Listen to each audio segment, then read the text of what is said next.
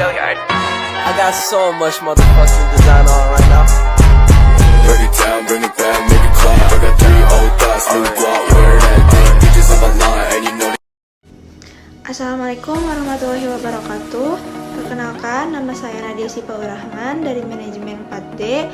Kami dari kelompok 4 Manajemen Bisnis Islami akan memaparkan materi tentang aneka ragam bisnis syariah kontemporer.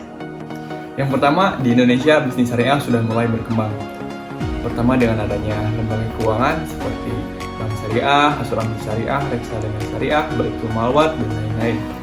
Disusul dengan munculnya perusahaan bisnis syariah seperti Hotel Syariah, Pantai Islam, Objek Islam, Masakan Islami, Wisata Islami, dan berbagai produk perusahaan yang menjamin halal atau syariat seperti kosmetik, makanan, obat-obatan, hingga fashion. Selain konsumen sebagai pengguna bisnis, banyak juga pelaku bisnis yang menyadari bahwa bisnis yang dilakukan dengan sistem syariah akan lebih maju, lebih berkembang, dan akan membawa keuntungan bagi banyak pihak. Tidak hanya fokus pada keuntungan, tetapi bisnis syariah dijalankan untuk ibadah dengan ridha Allah Subhanahu wa Ta'ala. Bisnis yang beroperasi di bawah sistem hukum syariah merasa aman, nyaman, dan lebih dari itu mereka memiliki kualitas untuk melayani komunitas muslim. Selanjutnya ada Indonesia menjadi motor penggerak. Indonesia dapat menjadi motor penggerak karena bisnis syariah dan tentunya memiliki potensi besar untuk menjadi pusat pengembangan bisnis syariah. Bisnis syariah dapat memberikan kontribusi bagi perekonomian negara melalui sistemnya dan menghadirkan rasa aman bagi pelakunya.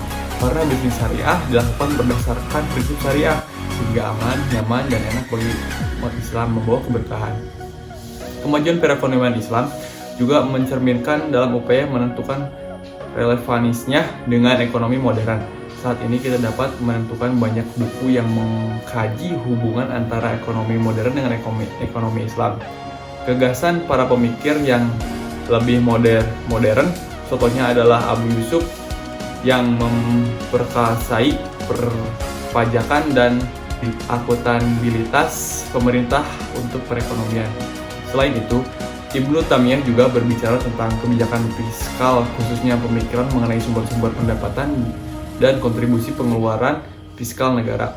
Keadaan ini semakin menegaskan bahwa ekonomi Islam tidak hanya identik dengan perbankan syariah, tetapi juga mencakup ekonomi makro, ekonomi mikro, kebijakan moneter, kebijakan fiskal, keuangan publik, hingga ekonomi pembangunan. Kemajuan tersebut tidak terlepas dari perkembangan filantropi Islam di Indonesia. Hilman Latif menganalisis munculnya filantropi Islam di Indonesia merupakan fenomena di mana umat Islam kelas menengah ke atas menaruh perhatian pada isu-isu kemanusiaan. Di satu sisi, perkembangan ekonomi Islam telah membangkitkan optimisme masyarakat terhadap masa depan ekonomi Islam sebagai sistem ekonomi alternatif. Di sisi lain, bagaimanapun itu menimbulkan tantangan baru untuk peningkatan kualitas. Secara kelembagaan, tampaknya juga perlu adanya regulasi lembaga keuangan pabrik syariah untuk menciptakan sinergi dan koordinasi. Oleh karena itu, pengembangan ekonomi Islam akan bermanfaat bagi banyak orang, terutama masyarakat miskin. Selanjutnya, mengenai pengembangan sistem perbankan syariah di Indonesia dilakukan dalam kerangka dual banking system atau sistem perbankan ganda. Kerangka arsitektur perbankan Indonesia atau API untuk memberikan alternatif layanan perbankan yang lebih lengkap kepada masyarakat Indonesia. Ringkasnya, sistem perbankan syariah dan perbankan konvensional secara sinergis mendukung mobilisasi dana masyarakat yang lebih luas untuk meningkatkan kemampuan pembiayaan sektor ekonomi nasional. Lalu, untuk pemanfaatan yang lebih luas dari berbagai produk dan instrumen keuangan syariah dalam konteks pengelolaan ekonomi makro akan memperkuat hubungan antara sektor keuangan dan real serta menciptakan koordinasi antara kedua sektor tersebut. Meluasnya penggunaan produk dan perangkat syariah tidak hanya mendukung kegiatan keuangan dan bisnis masyarakat, tetapi juga mengurangi transaksi spekulatif sehingga mendukung stabilitas keuangan secara keseluruhan, yang pada gilirannya akan memberikan kontribusi yang signifikan untuk mencapai tujuan jangka menengah dan jangka panjang.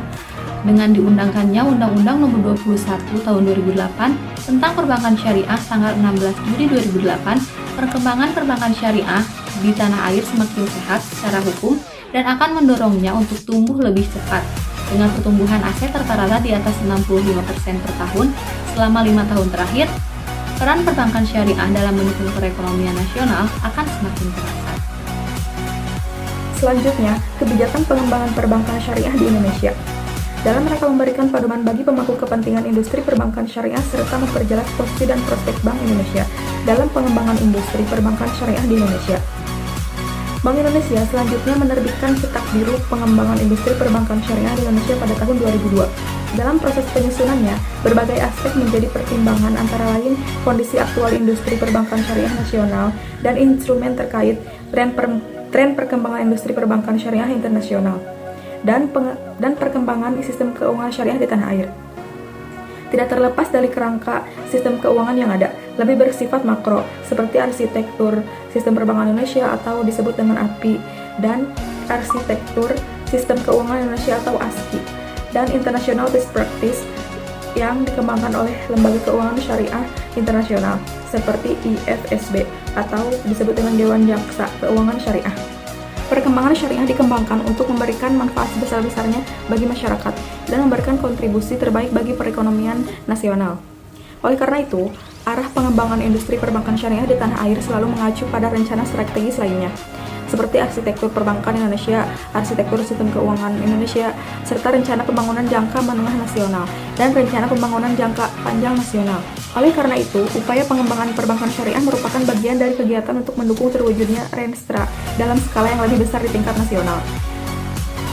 Cetak Biru Pengembangan Perbankan Syariah di Indonesia memuat visi, misi, dan tujuan pengembangan perbankan syariah, serta seperangkat inisiatif strategis dengan peranan yang jelas dalam kegiatan keuangan nasional, regional, dan internasional untuk mencapai pangsa pasar yang signifikan di perbankan syariah. Sebagai integrasi dengan sektor keuangan syariah lainnya telah mulai terbentuk. Dalam jangka pendek, Bank Syariah Nasional lebih banyak melayani pasar domestik yang masih memiliki potensi besar. Dengan kata lain, perbankan syariah nasional harus mampu menjadi pemain domestik, namun dengan kualitas layanan dan kinerja internasional. Terakhir, sistem perbankan syariah yang ingin dicapai oleh Bank Indonesia adalah perbankan syariah modern yang bersifat universal. Suatu sistem perbankan yang secara arif merumuskan bentuk terapan dari konsep-konsep ekonomi Islam dalam konteks permasalahan kekinian yang dihadapi bangsa Indonesia, dengan tetap memperhatikan kondisi sosial budaya bangsa yang menulis sejarahnya. Barulah upaya pengembangan sistem perbankan syariah dapat dilihat oleh seluruh masyarakat Indonesia sebagai bagian dari solusi atas berbagai permasalahan bangsa. Selanjutnya, strategi besar pengembangan pasar perbankan syariah. Sebagai langkah nyata dalam upaya mengembangkan industri perbankan syariah di Indonesia, Bank Indonesia telah merumuskan Grand Strategi pengembangan pasar perbankan syariah sebagai strategi pengembangan pasar yang komprehensif, yang mencakup aspek-aspek strategis, yaitu menetapkan visi 2010 menjadi bank syariah terkemuka sektor perbankan ASEAN, membangun citra bank syariah nasional baru yang inklusif dan universal, pemetaan pasar yang lebih akurat, pengembangan produk yang lebih beragam, peningkatan layanan, dan strategi komunikasi baru untuk memposisikan bank syariah lebih dari sekedar bank. Selanjutnya, sebagai bagian dari tahap implementasi Grand Strategi pengembangan pasar keuangan perbankan syariah, berbagai rencana khusus telah dan akan dilaksanakan, antara lain pertama. Pada tahap pertama, tahun 2008, mengimplementasikan visi baru pengembangan industri perbankan syariah, membangun pemahaman industri perbankan syariah di luar industri perbankan, mencapai target aset 50 triliun rupiah, dan pertumbuhan industri sebesar 40%. Dan pada fase kedua, tahun 2009, menjadikan Indonesia Syariah Industri Perbankan telah menjadi industri perbankan syariah yang paling menarik di ASEAN, dengan target aset 87 triliun rupiah. Dan tingkat pertumbuhan industri sebesar 75%. Tahap ketiga, yaitu tahun 2010, menjadikan industri perbankan syariah Indonesia menjadi sebagai industri perbankan syariah terdepan di ASEAN, dengan target aset mencapai 124 triliun, dan pertumbuhan industri sebesar 81%. Kedua, rencana citra baru perbankan syariah meliputi positioning, diferensiasi, dan branding. Positioning baru bank syariah sebagai industri perbankan yang menguntungkan kedua belah pihak dibedakan dengan keunggulan kompetitif dan berbagai produk yang skema transparansi, kemampuan keuangan dan etika, teknologi informasi yang selalu up to date dan user friendly, serta kecukupan syariah. Sedangkan dari sisi branding, perbankan syariah bukan sekadar bank atau lebih dari bank. Ketiga, perencanaan potensi pasar perbankan syariah yang baru dan lebih akurat. Secara umum, menyasar layanan perbankan syariah sebagai layanan universal atau layanan perbankan untuk semua kelas dan sektor masyarakat, sesuai dengan strategi masing-masing bank syariah. Keempat, program pengembangan produk bertujuan untuk mendukung berbagai varian produk melalui nilai unik yang ditawarkan, dan dukungan jaringan kantor yang luas, serta penggunaan nama produk standar yang mudah dipahami. Kelima, program peningkatan kualitas layanan yang didukung oleh sumber daya manusia yang kompeten dan penyediaan teknologi informasi yang mampu memenuhi kebutuhan dan kepuasan nasabah. Mengkomunikasikan produk dan layanan perbankan syariah secara baik dan jelas kepada nasabah dengan tetap memenuhi prinsip syariah. Dan terakhir, yaitu sosialisasi dan program edukasi masyarakat yang lebih luas dan efektif melalui berbagai sarana komunikasi langsung dan tidak langsung, yaitu media cetak, elektronik, online, atau website, yang bertujuan untuk menyadarkan masyarakat akan manfaat produk dan layanan perbankan syariah yang layanannya tersedia bagi masyarakat. Di sini saya akan menyampaikan kesimpulan yang tadi sudah disampaikan materinya oleh rekan saya. Dalam beberapa tahun terakhir, mengembangkan bisnis syariah di Indonesia menjadi tren di kalangan pelaku bisnis. Hal ini membuka peluang berkembangnya bisnis syariah dengan melihat potensi mayoritas pemeluk Islam di Indonesia. Selanjutnya, kesadaran di kalangan komunitas muslim mulai tumbuh dengan permintaan produk dan layanan yang kontraktual, halal, dan tentunya sesuai dengan hukum Islam.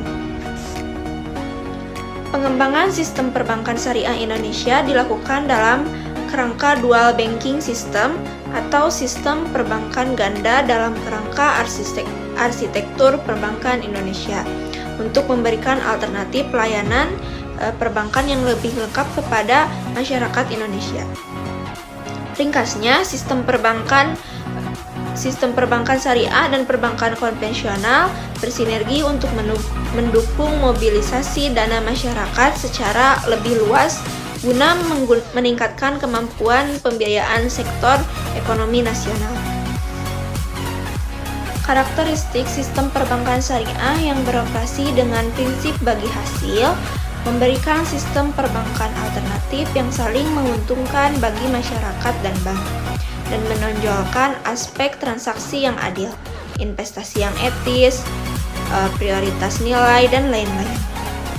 Persatuan dan persaudaraan dalam produksi dan dalam transaksi keuangan, hindari spekulasi dengan menyediakan beragam produk serta layanan jasa perbankan yang beragam dengan skema keuangan yang lebih bervariatif. Perbankan syariah menjadi alternatif sistem perbankan yang kredibel dan dapat dinikmati oleh seluruh golongan masyarakat Indonesia tanpa terkecuali. Mungkin itu saja yang dapat kelompok kami sampaikan. Mohon maaf apabila banyak kekurangannya. Sekian dari kelompok kami. Wassalamualaikum warahmatullahi wabarakatuh.